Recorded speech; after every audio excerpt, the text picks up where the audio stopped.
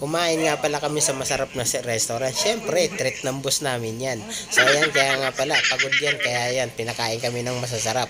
So dito nga pala, ang dami namin in order. So kami lang nga pala ang maingay dito. Ayan, siyempre bago mag-order, selfie-selfie muna. Ganyan tayo mga Pinoy eh. So ayan guys, mag-order na nga kami. At ayan, ang gugulo pa. Kami nga pala ang pinakamaingay dito bago kami kumain. So ang gulo-gulo. So ayan nga, nag-order na nga sila. Ano na lang sa akin? Ano na lang, beef noodles. Ako lang magkakaroon dito. Kanin na lang, rice.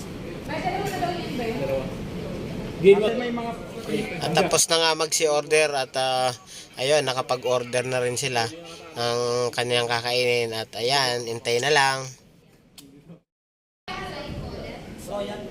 Si Boss Tom. Shout out. Pala ate. Dalawa. So kain na na. Kain na na. Shout out. Partner, royal ate. Ganito na lang guys. Let's go. At yun na nga, waiting na lang kami mga 10 to 15 minutes dahil lulutuin pa. So ayan, medyo madami-dami nga yun. Kaya ayan, waiting na lang kami.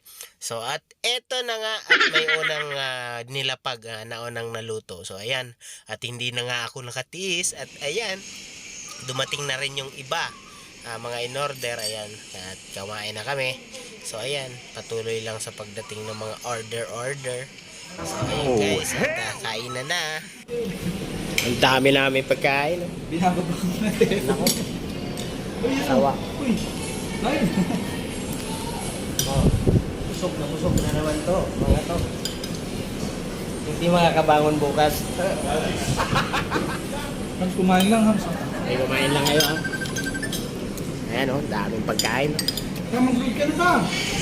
Halos tapos na nga kami magsikain at marami pang tirang pagkain. Ay, dami talaga ang order. Ayan, ubos. At dahil hindi na nga nakaya at hindi na ubos yung pagkain, pina-take out na lang. So ayan, sila na lang yung bahala dyan. Ayan, thank you!